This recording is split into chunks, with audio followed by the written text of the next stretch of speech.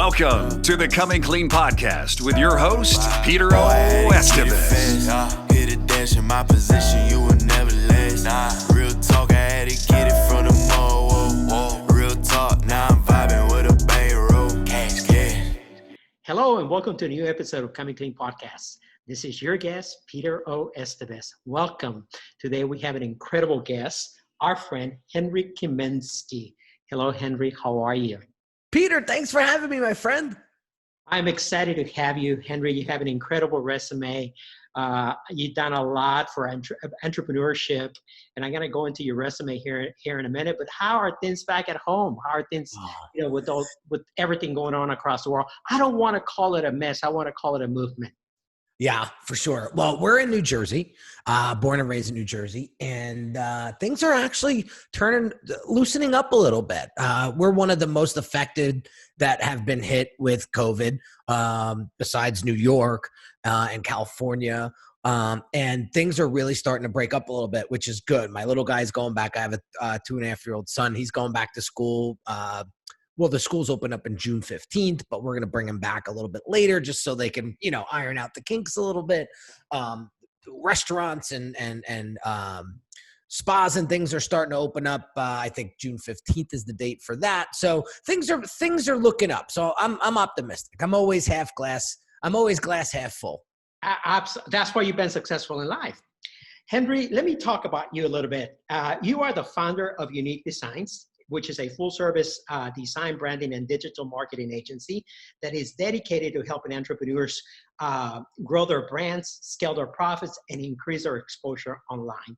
You are also the host of Brand Doctor podcast, incredible podcast, by the way. Oh, thank you.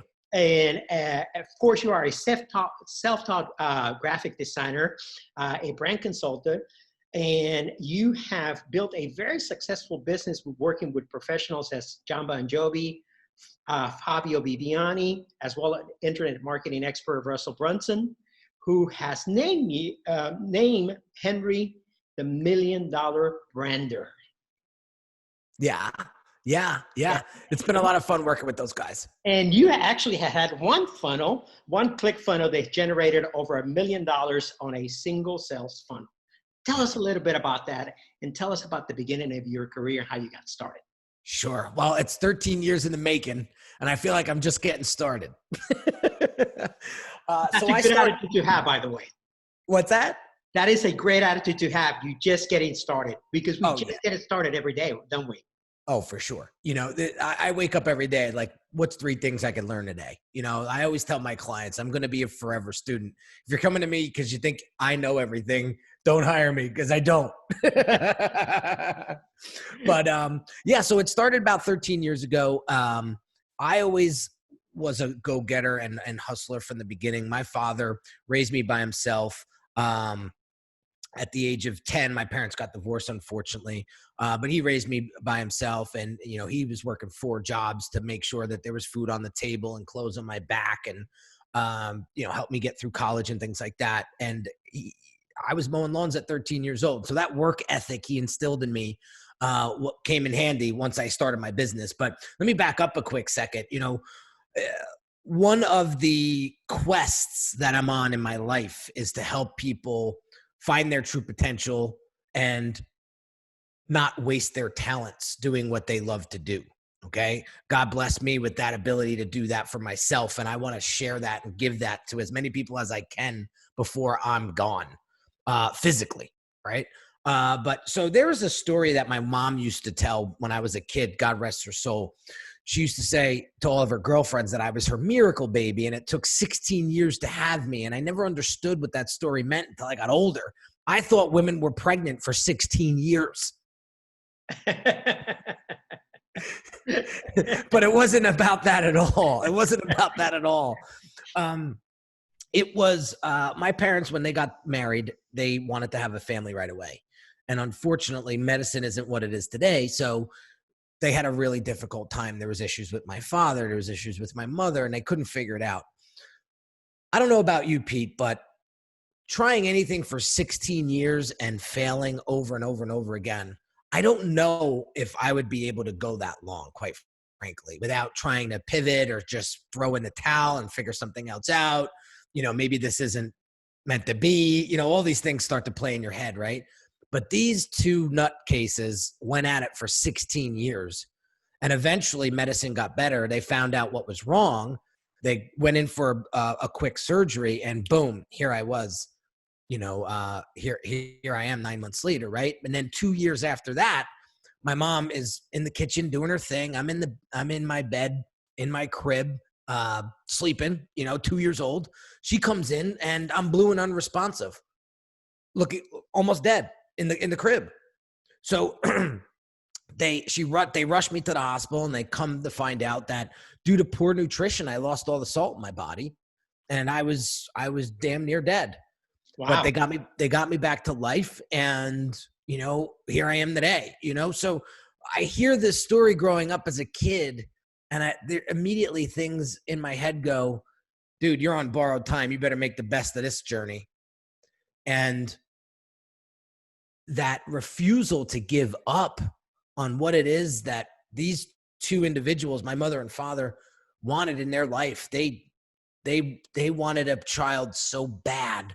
They went at it for 16 years. So ever since then, I've always had this refuse to give up, never give up mentality, which has led me to a very successful, not easy, but successful business career. Well, you definitely have perseverance in your DNA, and obviously success as well.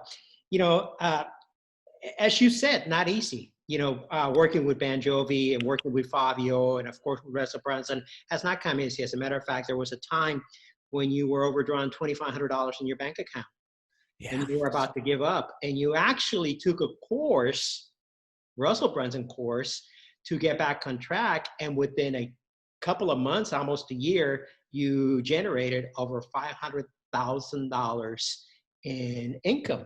And that was somewhat the beginning of your rebuilding your business. Tell us about that process and what happened.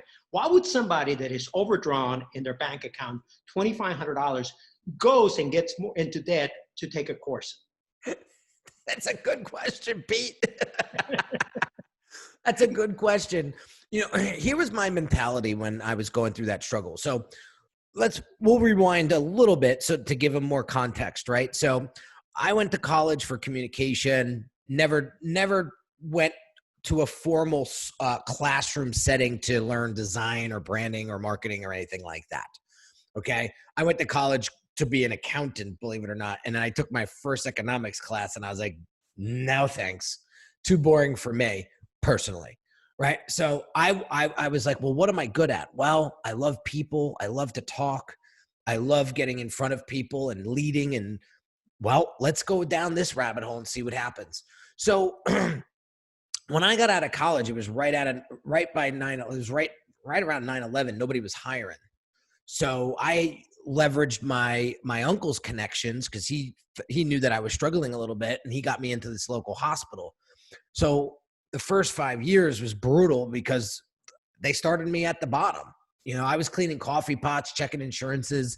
It wasn't anything awesome, but they paid for when I found out that they were going to pay for continuing education, I said, well, why don't I go get my master's degree, and I'll get some sort of managerial position here or something like that once I graduate. So I went through that. I was 23 years old with a master's degree. Nobody wanted to hire me though, because I had no experience. So that was really frustrating, and I kept getting those doors slammed in front of me. And then so you actually follow the traditional generational course of life. Go to school, get a degree, and go get a job so you can move up the ladder. And that failed for you. It did. I think that was 8 years wasted, quite frankly. If I were to spend that kind of money again, I would spend it way differently. I would take whatever my father was paying for tuition, and I would dump that into entrepreneurial life or entrepreneurial teachings. Like I would hire a coach, you know what I mean, that is doing what I'm doing, doing what I want to do successfully, and just give him the money or her the money and have them teach me. right? Because I don't remember much from college, quite frankly, other than all the social events that I got involved in. Absolutely. Academics, I don't remember, because all it was memorize this so you can pass this test, right? And that's what I did, and nothing got retained. And we used to memorize it and then forget it. I think nothing was retained, Pete. Nothing. So what I found out was there was this position in the Children's Hospital, ironically, in the Sudden Infant Death Syndrome Center. And this particular department was in charge of fundraising for SIDS. And for those folks that don't know what SIDS is, it's when a child under the age of 1 year old dies unexpectedly with no cause.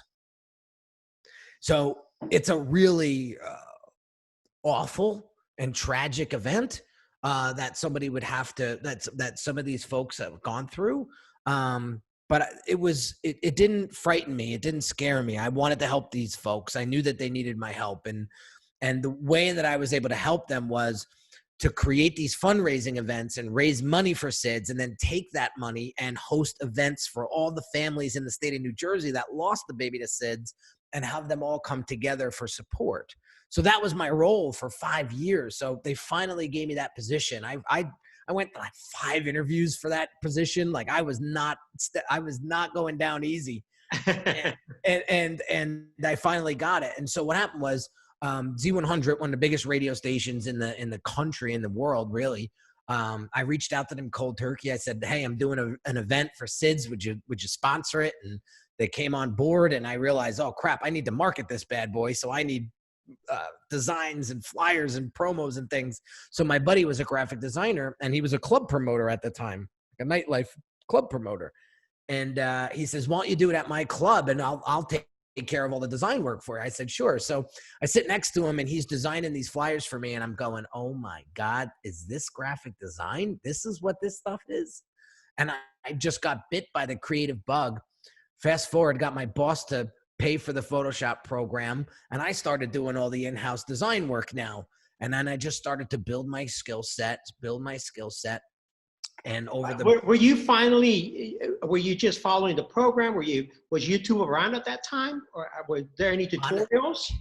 Pete, it was trial and error, my man. Okay. There was I mean, I was digging into YouTube a little bit to get some ideas and things like that. What I would try to do is I would take a design that already existed and try to redesign it from scratch. Sure. And that's how I taught myself, right? So I would start with the basic stuff, and then I would get into more of the intricate stuff. And you know what it did? It taught my brain how to solve problems. Mm-hmm. That's exactly what it did.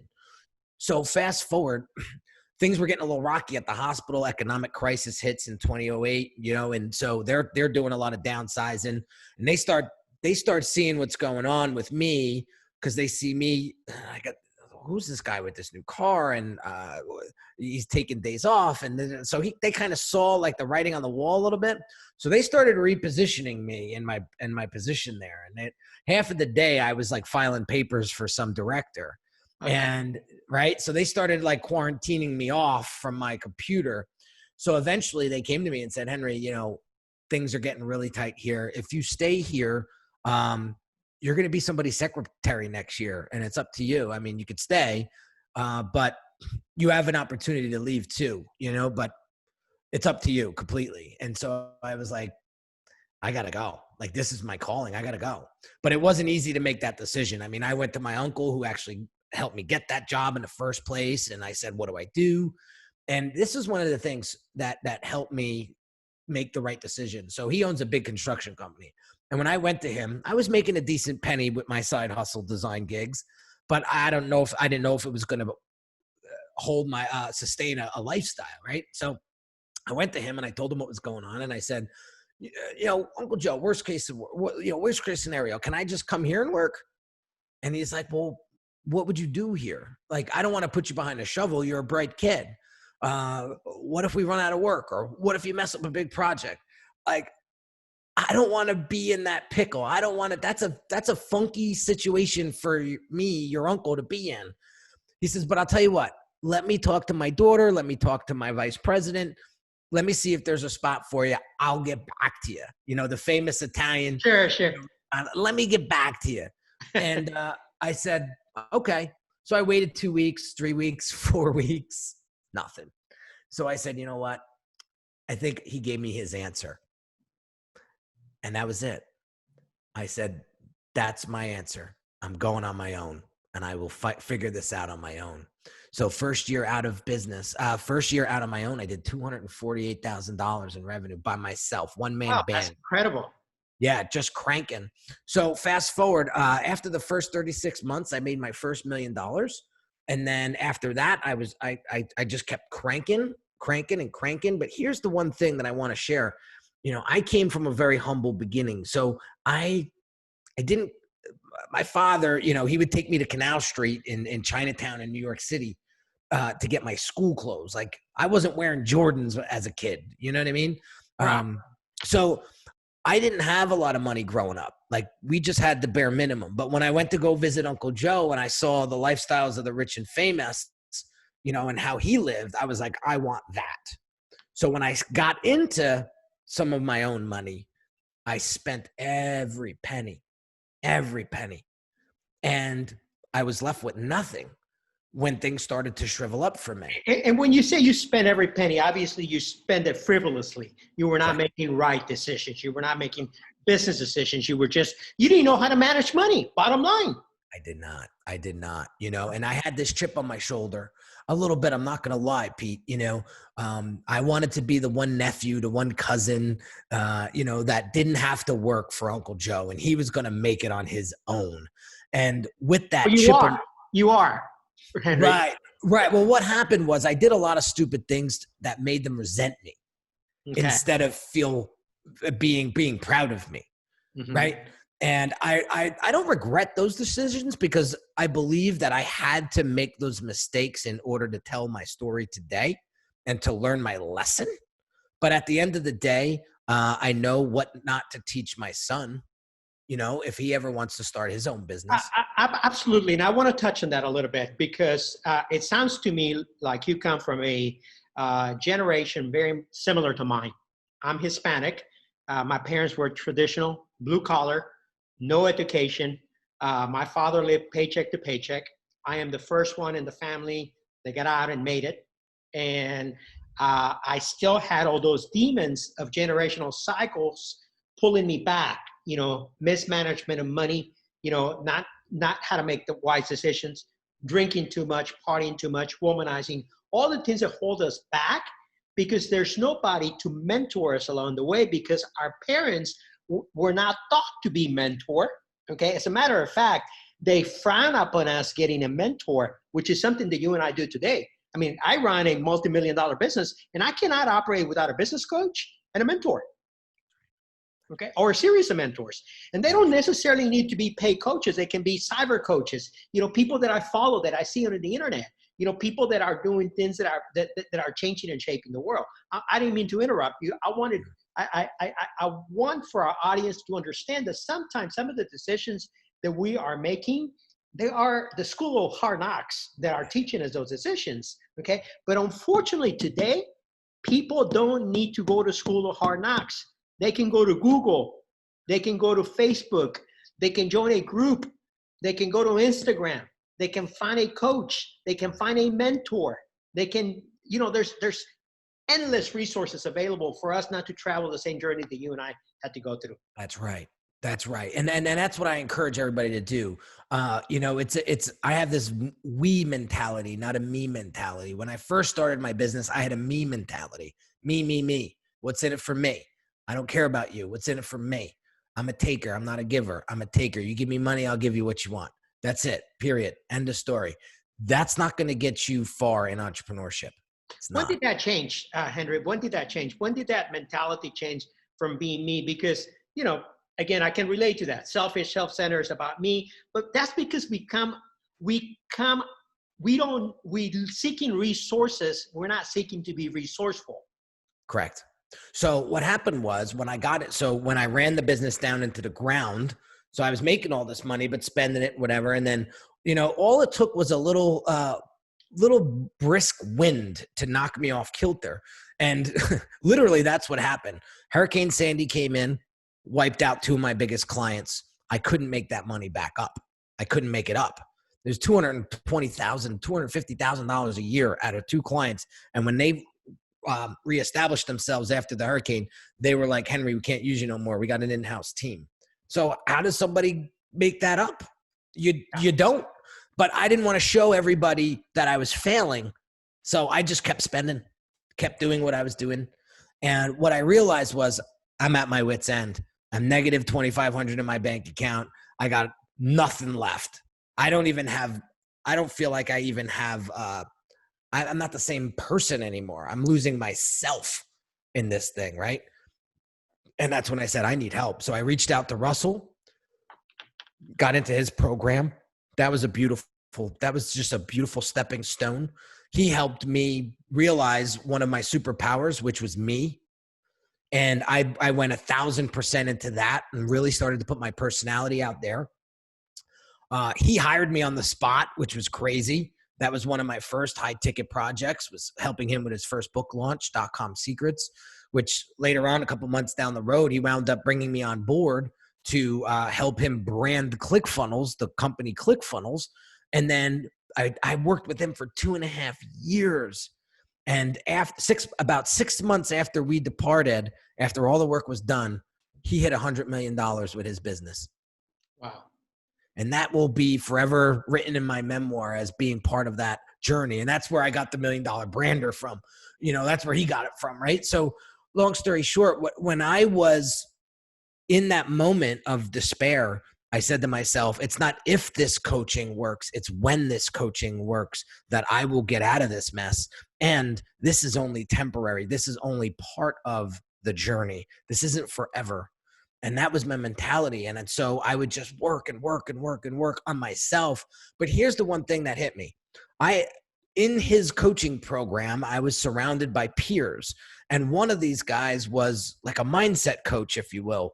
And so we started talking and we started a relationship, and he was telling me because I was complaining to him about work, right? I wasn't satisfied with it anymore. There was something missing. There was a void. And I was telling him why. I was like, no, I just get one bad client after the other and da-da-da-da-da. And he starts asking me these questions. And finally he was like, there's no surprise to me, Henry. You're getting what you deserve. You are just getting the same person that you are over and over and over again. And that was huge for me to wake up. And that's when I switched my mindset, because I said, look at you. You're pretentious. Look at you. You're very hollow inside. Look at you.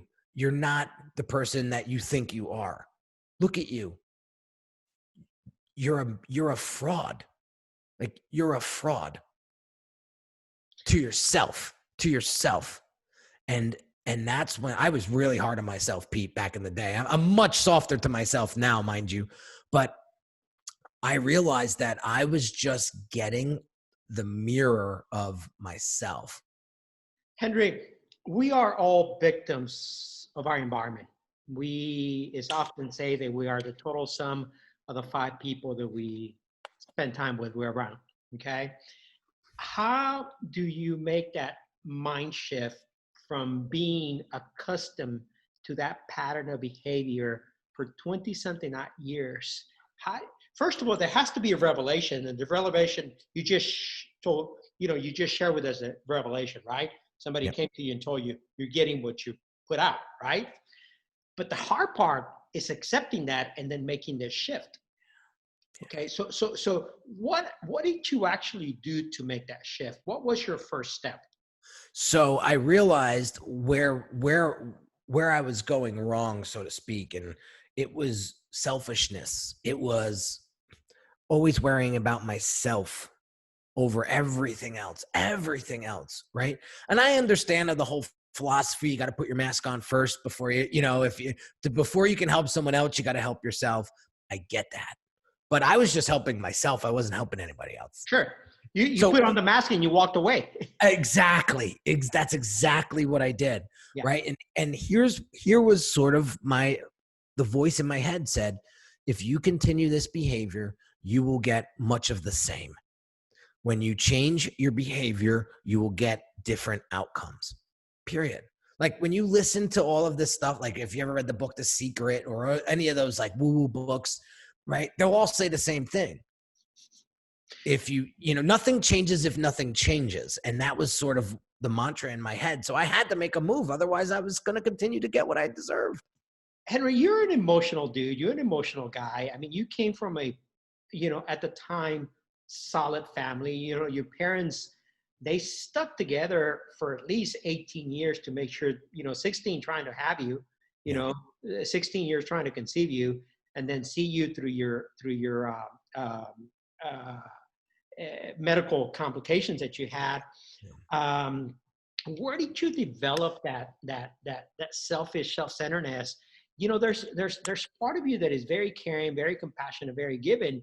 In fact, you quoted a time where you were playing soccer and you were, you were not very good at playing soccer, and everybody is screaming, and all of a sudden, in a crowd of 400 people, you looked out and you saw your father cheering for you, and that moved you to the point to where all you saw was a ball, and you score your first goal you had ever scored. And what that tells me, I'm an emotional person, right? So what that tells me is that you are emotionally grounded and connected, okay? So there was a shift somewhere that drove you to change from that emotional connection to making it about Henry. What happened? How did that take place? That is a great question, Pete. This is the first time, honestly, I've done hundreds of episodes and interviews, and I've never asked that question. And man, this is going to be helpful for not only me, but for your audience. So here's what happened. I was a big mush in my teenage years. I had a very hard time dating because I would wear my heart on my sleeve, right? And I would give. And I would get just trampled on by girls. Like girls didn't, girls wanted the tough guy. They wanted the, you know what I mean? They wanted they always went after what they couldn't get, right? And, the bad boy. Right, the bad boy. And I never and I'm going to speak ugly. They don't want the pussy. They want the bad boy. Right. At that age. Right. So I just kept getting my ass handed to me when it came to dating. Right. And so I never really had a long lasting relationship because I just kept getting slaughtered by these girls. Yeah. So what happened was, so I finally get a little bit older and I start to play the game a little bit. And I meet a woman who was 4 years older than me. I was 24. She was 28. And we had a quick 10-month relationship, but there was a lot to be learned from that relationship. A lot to be learned about trust and a lot to be learned about. And what I realized right at that, when all that went sour, I was like, Henry, you need to change. Like you need to worry about yourself. You're so worried about everybody else all the time that you're getting left in the dust. And that was a really hard breakup. Took me about a year to get over that whole relationship. Right. And I learned a lot. And it was right at that breaking point where I said, you're going stone cold Steve Austin from here on out. And I developed this armor around me, if you will. And I got really, it wasn't good, Pete. I'm not saying that this is a good thing to do. I'm saying, but I got really tough. Right. And I just went all in on that, and eventually it did catch up to me. Right. Because I realized that like living is truly for giving. Like you live a fulfilling life when you actually give versus when you take. Absolutely. So you take this course and your life changes. And where are you today? Yeah. So it's crazy. So we have that relationship with Russell Brunson for 2.5 years, and I'm helping him, he's helping me. And I learned so much in the digital marketing space. But when it comes to branding, one of the things that I realized when my business was struggling the first time was that I, as a graphic designer, wasn't delivering enough value to the marketplace anymore because everything was changing. Fiverr was coming out and all these different technologies were coming out. So how the hell do you keep up? Well, you got to figure out what they need and what they want. What do I mean by who? the people that you truly want to serve. And what do they need the most? Well, it's a digital revolution. Everybody's moving their business online. Back then it was a nice to have. You know, now during COVID and all of this stuff, it's a must have to have your business online and in some sort of digital platform, right? So back then I realized that sales and marketing funnels were the key. They were the stepping stone to provide more value. So when I dove into that ClickFunnels software, I learned everything I could possibly learn about it. And I started taking my design skill set, which I was really good at, and I started designing funnels for people to help them grow their businesses online. That's where I leveled up the value that I was delivering to my audience. And then what happened was that started to catch fire. And I realized if you're going to scale to 7 figures, you can't do this all by yourself. You got to build out a team. And that's when I started to figure out, all right, well, what do I want to do 5 years from now? Where am I and what team players need to come involved to make me get there, to help me get there? So I realized I need a strategist because I don't know much about strategy.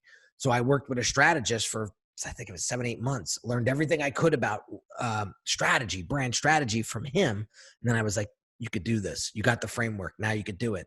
So I started becoming more of a strategist. And then I was like, well, if I do the strategy, I can't do the designing and everything else. So I started to build out my team. So I built out my project manager. I built out my lead designer, my junior designer, my copywriter, my developers, my ClickFunnels developers.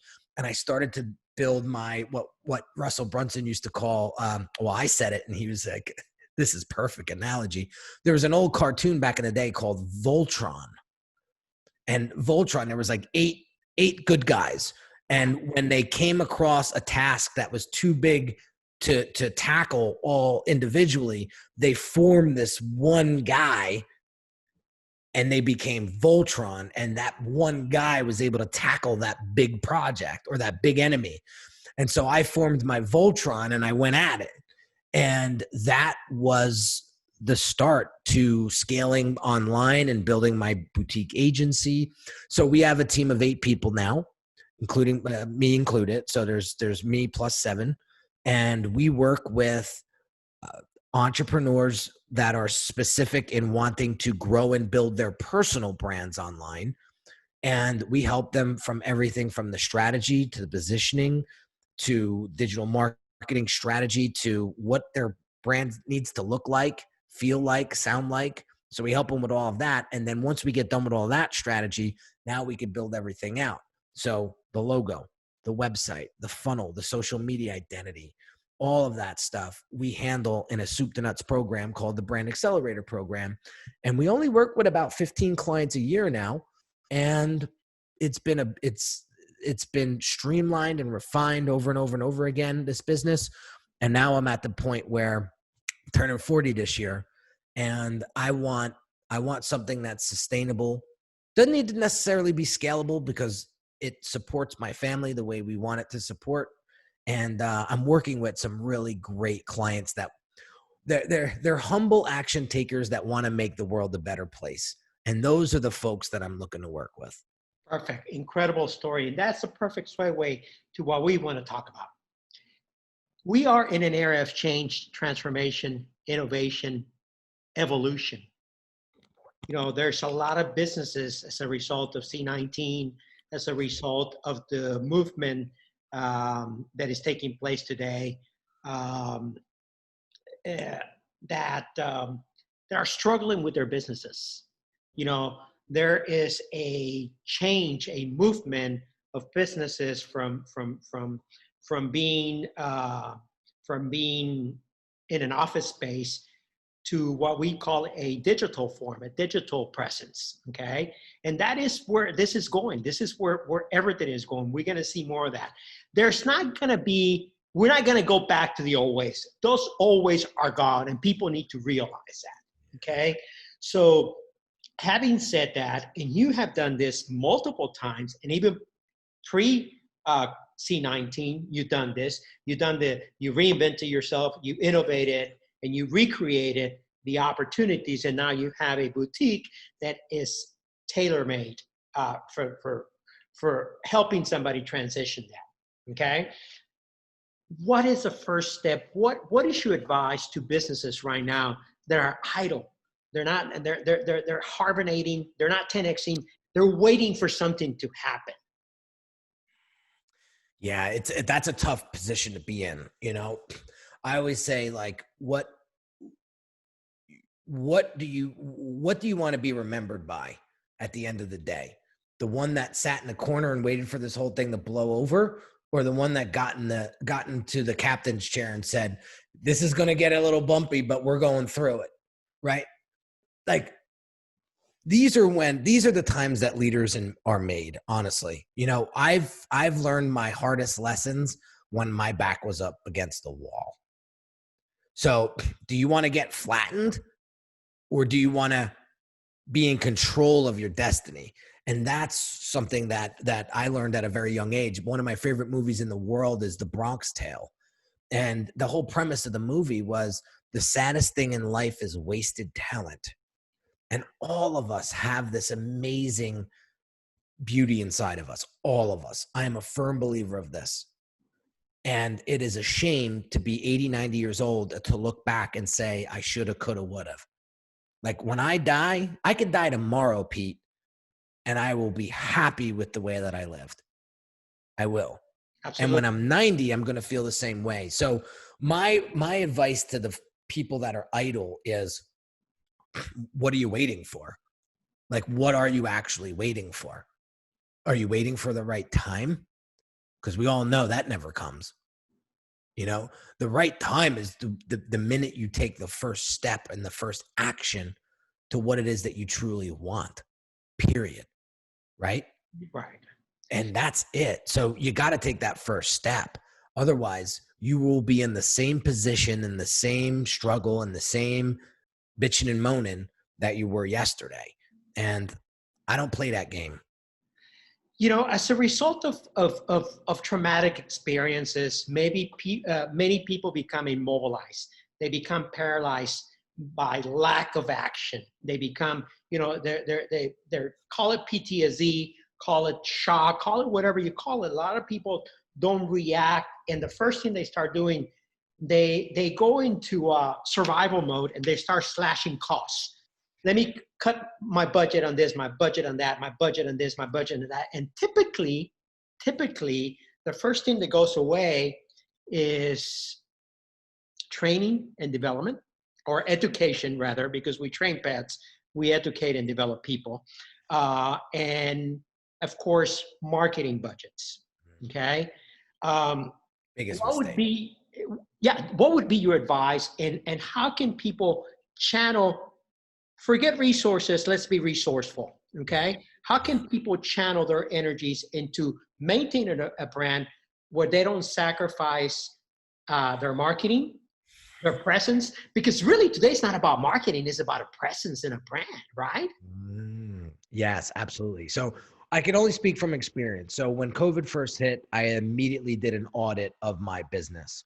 And I said, what are my nice to haves and what are my must haves? And I did this with my project manager, and it wasn't pretty, but there was a lot of behind the scenes stuff that I was working on, spending hundreds of dollars a month on, that weren't necessarily needle movers. Like they were good to have, they were nice to haves, but they weren't must haves. Right. So things like SEO and things like that, like, yes, so an SEO expert will tell you that's a must have, right? But for me, paid advertising was a must have. That's going to help me get to where I want to be and in front of the right people much faster than SEO, search engine optimization, right? So I said, we got to cut SEO, but we'll take that money and we'll put it towards advertising. So we'll advertise more. We'll get and amplify our message more. Because here's the thing. When you turn your marketing off, you turn your business off, in my opinion, right? You might as well close the door. You might as well close the door. You might as well put a sheet around you and make believe nobody sees you, because they don't, right? And that is exactly what happened. You're absolutely right. People cut their marketing budgets and education. I amplified that. I took the money that I was saving with the nice to haves and I pushed it into things that were working for me, like Instagram influencer marketing. So I was spending maybe $1,500 a month on that, right? Paying other Instagram accounts that were bigger than mine with my audience following them. I would pay them a couple $100 to put a post about me on their page.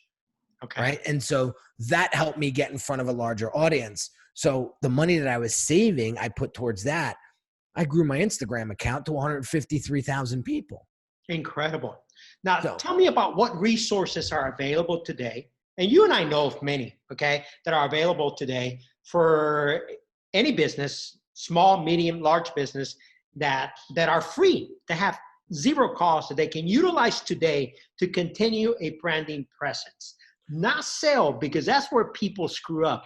They want to get on the screen and they want to still pushing the products, okay? You lose the audience. Brand, don't sell. that's correct. So a couple of free resources that I think of right away is I go to YouTube and I start to think of what channels on YouTube have helped me tremendously. There's a channel out there called The Future, and this is my personal mentor. We meet once a month for an hour. It's The Future, Futur. And the guy who runs that is Chris Doe, and he has been personally mentoring me for the past 2.5 years. And great resource. Guy has won Grammy Awards, Emmy Awards. I'm sorry, not Grammy, Emmy Awards for his work. He's worked with Coldplay and big names. So I learned a lot from him. Digitalmarketer.com is a great resource for newbies that want to learn digital marketing and get their feet wet. That's where I started. Digitalmarketer.com. It was $1 free trial to get into their Facebook group. And then I bought all their products, became certified, all this stuff. But they were great because they helped you walk through the process step by step. ClickFunnels, it's not free, but it is a great way to start getting educated on how to use sales and marketing funnels. We didn't talk about that much today, but how to use what a sales and marketing funnel is and how to use it to scale your business online. Because I'll tell you right now, if I didn't have a sales and marketing funnel inside of my business, there's no way I would have hit the 7-figure mark. There's no way I would have the business that I have today. No way. Let's talk about it. What is a funnel? How does it work? And who should be using it? Sure. So there's two ways to look at it. There's the philosophy and theory, and then there's the actual tool. So the philosophy and theory of a marketing funnel is, picture a funnel. It's wide at the top and skinny at the bottom, right? So at the top, you want to pour people into the funnel. So you want to attract people by creating awareness for your product or service. So once they get into the awareness phase of the funnel, you want to start to slide them down the funnel. And once they get to the bottom of the funnel, which is really narrow, that's where the actual transaction happens. So the process of the funnel really is to qualify a lead into a buying customer. And there's different ways you could do that as you funnel them down the process. So that's the theory. We've been going through funnels since the internet was alive, right? Every time we buy something online, it's a funnel, seeing a print ad in a newspaper, right? That's awareness. Sure. Then it brings you to the store. That's the next step of the funnel. And then you make the transaction, right? So we've been going through funnels since the beginning of time. Sure, it's a process of elimination. That's correct. Now, the actual vehicle or tool sales funnel, that's a series of landing pages or website pages that help the customer get indoctrinated into what it is that you are as a brand, what it is that you're selling, how you help them, and then get them all the way to the end of the funnel, which is the place of purchase. So what ClickFunnels does, it helps you build these series of landing pages in a systematic way, which helps the customer go down that process so that it seamlessly has them checking out in a way that is just super simple and easy. Does that make sense? Sure, absolutely. In a time like we are today, where everybody has become a little bit budget conscious, okay? And when you throw around figures like, Russell Brunson's $100 million project, and you being the $1 million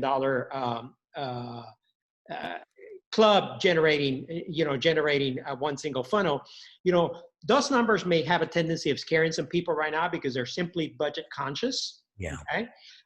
Can you give us a guide as to what is a projected budget for something like that, and who is the candidate for this type of funnel? Yeah. So when a typical client comes to me, they have somewhat of a business already, or they have money saved up to take on this venture and to really legitimize themselves as a personal brand, and they want to scale online. Okay. And they're looking for a way to do this in a done for you way where they could stay focused on what it is that they do best and get the heavy lifting done by somebody else, but have them walk through a step-by-step process, right? So when you're looking for strategy to help you come to market in a way that's going to really resonate with your ideal client, the look and feel of a business to make you feel like you're proud to promote this thing called your business, right? And you have a systematic way to generate leads online and convert those leads into sales. That is the process that we take our clients through the Brand Accelerator program. So if you're looking to establish yourself with messaging, brand identity, website, funnel, you're looking at like a $36,000 investment. Okay. But you're getting a complete done for you program where within 90 days, you will be out there looking like $1 million business, right? Now you have to work your way up to make that $1 million. Sure. But you will be branded in a way that truly represents the value that you deliver to your audience. And that's the biggest thing, because I see so many solopreneurs, coaches, consultants that have a great story behind them.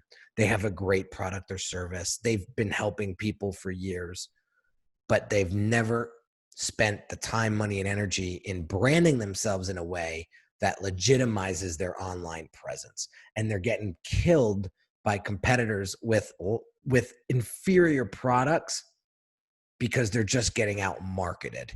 They're getting out branded. So I'm trying to eliminate that. That is my goal, is to help those folks crush those people. Yeah. And I think there's a misconception that many solopreneurs have, or smaller businesses have, and they think that they can do it all. Wouldn't you believe that? They want to run their social media, they want to run their marketing, they want to produce content, they want to develop content. You said something a minute ago. You went and decided that you were going to change your business model, and you went and met with a strategist, right? Yeah. So you built a team around that when you defined what your strategy was going to be, right? So you created a team around building a business and a brand, okay? And I think a lot of solopreneurs miss that boat because they're scared to invest a little bit of money, okay? Not knowing that the end game, $36,000 may sound like a lot of money right now, but when you know that that's going to take your business to the next level, okay, is it really a lot of money? From a percentage perspective, it's not, right? Yeah. So, and I'm not sure what's the best way to be able to educate those solopreneurs to make that leap. Now, let's talk about your podcast, the Brand Doctor Podcast. How did you birth that, and why? Oh my Lord. So I've been wanting to do a podcast for a long time. We're going on like 330 episodes. It's crazy. Over the past and over year. 77,000 plus subscribers. Yeah, congrats. Yeah, we're getting over about 73,600 something episodes downloaded a month, which is just absolutely mind blowing. I never thought when I started it would be that much, but the way I had a lot to say, and I still have a lot to say.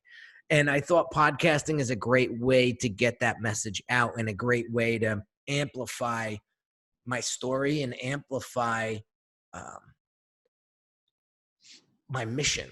You know, and my mission is to really help these folks that want to sustain a healthy lifestyle, that want a business that they can work from anywhere and do. Have a brand that really represents the true value that they deliver. And have a step-by-step way of putting that all together. Man, 13 years ago, I wish I had the Brand Accelerator program to enroll in. I was bouncing from website guy to this guy to that guy. I didn't have any coaches. I figured it all out on my own, and I made so many damn mistakes. I don't know how I didn't go out of business sooner, right? But I learned from those mistakes, one after the other, and here I am 13 years later, feeling like I'm just getting started again, because I feel like I just needed to go through those mistakes to get to where I'm at, so I can help people fast track and not make those same mistakes that I went through. And so, you know, until I die, I will be indebted to helping these folks do that. And, you know, this was a gift, Peter. And, you know, I've gotten some beautiful gifts in my life, but this one would probably be the best. You know, I'm not super religious, but I believe that somebody gave me this gift of communication and this gift of being able to create something out of nothing. And I want to be able to give that gift over and over and over and over again to other entrepreneurs that are ready, willing, and able to put in the work that needs to get put in to design the life of their dreams. Incredible. Tell us where people can find you today. Awesome. Very easy. You could simply Google the Brand Doctor. That's it.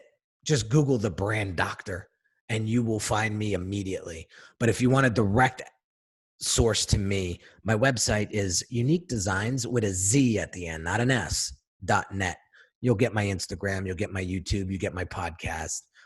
You'll get some really cool free downloadable resources to help you build your personal brand, and some really great case studies there as well to help you get inspired with creating this brand that you know you want to build. You just can't figure out how to put all the pieces together. Well, here's where you can get that information. Henry, what do you want people to remember you by the most? That's a great question. You know, I want them to feel safe when they're around me, and I want them to feel like I left them better than when I found them. And ultimately, I have a 2.5-year-old son. And ironically, it took me and my wife almost 2.5 years to have him due to complications. So it's funny how everything comes full circle. But this kid is so smart and he's so sharp at 2.5 years old. There's going to be a day where he's going to be able to Google his dad's name. And I am working so hard right now for that time to come and for him to be proud of what he reads, sees, and hears. Incredible. You know, this is that era where, you know, when our parents were growing up, they're worried about their reputation, and the reputation was confined to the neighborhood, right? The local community. Our reputation, our brand, our being is cyber. It's everywhere. You know, people with a keystroke can find out who you are. And I think the importance of maintaining a credible, transparent, honest, direct, and caring and compassionate reputation is very important today. Yeah, fantastic. Henry, this podcast is called Coming Clean. Is there anything you want to come clean about? Yes. You got to come clean with yourself before you can come clean for anybody else. The incredible Henry Kaminski Jr., founder of Unique Designz. Make sure you follow him and stay connected to him. Incredible human being. Thank you so much for being with us today. Talk to you soon. Thank you, Peter. Thanks for joining us today on another episode of the Coming Clean podcast. Make sure to join Peter and his next guest on a brand new episode as we continue changing and impacting lives across the world. Share this episode with a friend, follow, subscribe, and leave a review. Oh, I had to get it it fast. Hit a dash in my position, you will never last. Real talk, I had to get it from the